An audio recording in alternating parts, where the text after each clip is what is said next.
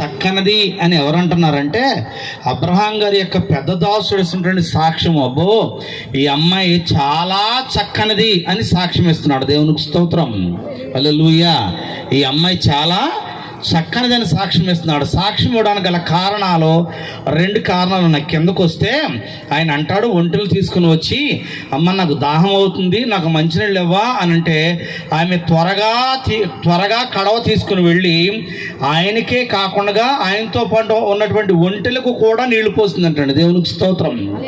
ఆయనకే కాకుండా ఆయనతో పాటు ఎవరు కూడా నీళ్లు పోసింది అంటే ఆయనతో పాటు ఉన్న వాళ్ళకు కూడా, ఆ ఒంటెలకు కూడా నీళ్లు పోసింది. దేవుని నామానికి మహిమ కలుగును గాక.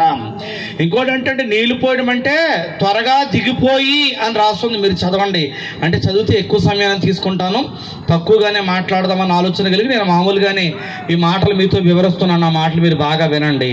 ఆ బావి తోడుకునే బావి కాదు, దిగుడు బావి.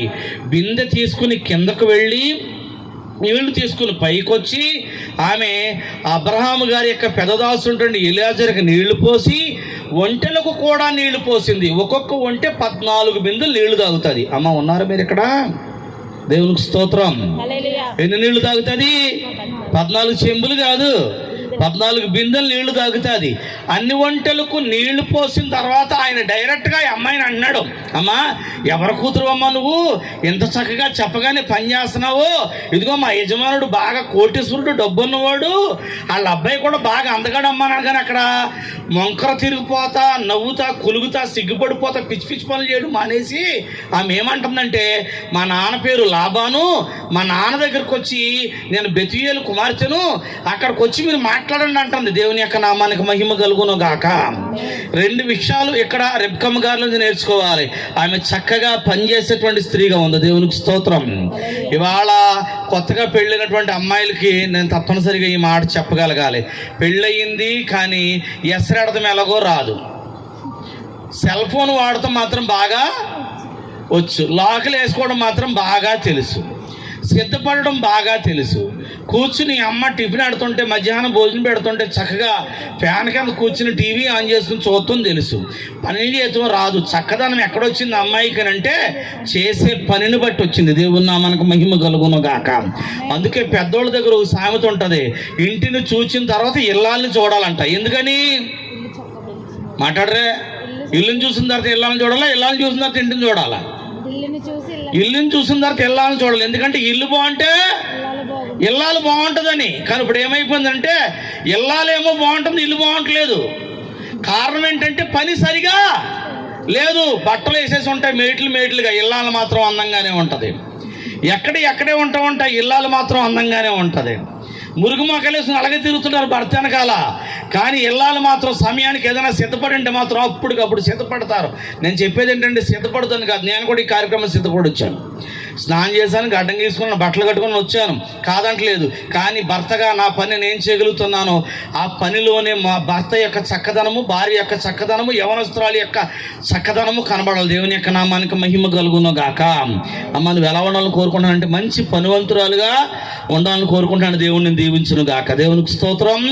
తర్వాత అక్కడ అన్నాడు ఆయన, అమ్మ నువ్వు ఎవరి కుమార్తెవి అని అనగానే, మీ దగ్గర అబ్బాయి ఉన్నాడండి, బాగుంటాడండి, ఫోన్ నెంబర్ చెప్పండి, మేమిద్దరం వాట్సాప్లో చాటింగ్ చేసుకుంటాం, మీటింగ్ పెట్టుకుంటామని పిచ్చి మాటలు మాట్లాడకుండా ఆ అమ్మాయి అంటుంది, మా నాన్న దగ్గరికి రండి, నాకు ఇంకా అన్నగారులు ఉన్నారో వాళ్ళ దగ్గరికి రండి, వాళ్ళ దగ్గరికి వచ్చి మీరు మాట్లాడండి.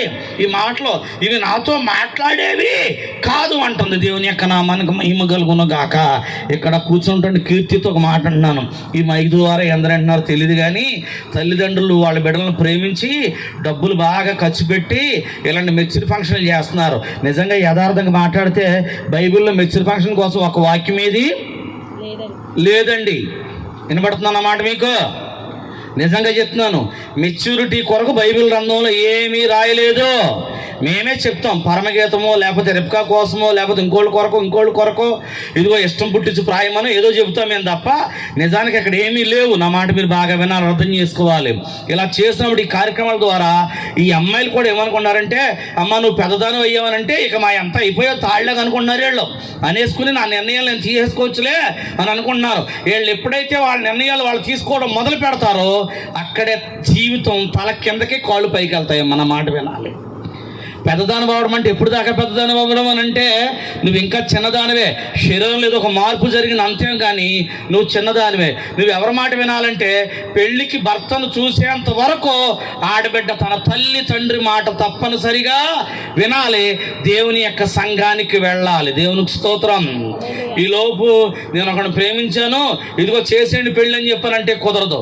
ఈ మధ్యన అమ్మాయిలు అందరూ ఎవరిని ప్రేమించేస్తున్నారంటే ఎత్తితే దింపకుండా తాగేసి కూడా ఎవడుంటాడో వాళ్ళు చూసుకుంటారు వెళ్ళి. మేము కూడా వీళ్ళు ఏడుపు తట్టుకోలేక ఏదైనా చేసుకుంటారని భయపడి చేస్తే వాళ్ళు ఏడుపు ఆపేస్తారు, మేము మొదలెడతాం ఆ కానించి రాగం. మేమంటే ఎవరో తల్లిదండ్రులు. నా మాట మీకు వినబడుతుందా? దయచేసి నా మాటలు మీరు గమనించండి. దేవుని యొక్క నామానికి మహిమ కలుగును గాక. ఆ చిన్నది మిక్కిలి చక్కనిదంటే నాకు ఇంకా అన్నగారులు ఉన్నారు, తండ్రి ఉన్నాడు, అక్కడికి వచ్చి మీరు మాట్లాడండి. ఆయన మాట్లాడిన తర్వాత రెబ్కా యొక్క తండ్రి గారు అంటున్నాడు, యెహోవా చేత ఆశీర్వదించబడిన వాడా లోపలికి రండి. మంచి చెడు మాట్లాడుకున్నారు, వెండి బంగారాన్ని ఇచ్చిపుచ్చుకున్నారు. మాటలన్నీ అయిన తర్వాత ఆ అమ్మాయిని వారికి ఇచ్చి పంపించారు. దేవుని యొక్క నామానికి మహిమ కలుగును గాక.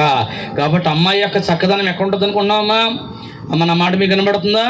అమ్మ నిన్నే అంటున్నాను నా తల్లి, అందరూ కూడా నాకు ఎందుకు కానీ మనం వేసుకునే బట్టల్లోనూ మనం పూసుకునే రంగుల్లోనూ చక్కదనం లేదు, చేసే పనిలోనూ నడిచేటువంటి నడవడికలోనూ మన చక్కదనం ఉంటుందన్నటువంటి సంగతిని మీరు గమనించండి. ఈ మాటలు ప్రభువు దీవించి ఆస్వాదించును గాక. ఆమేన్.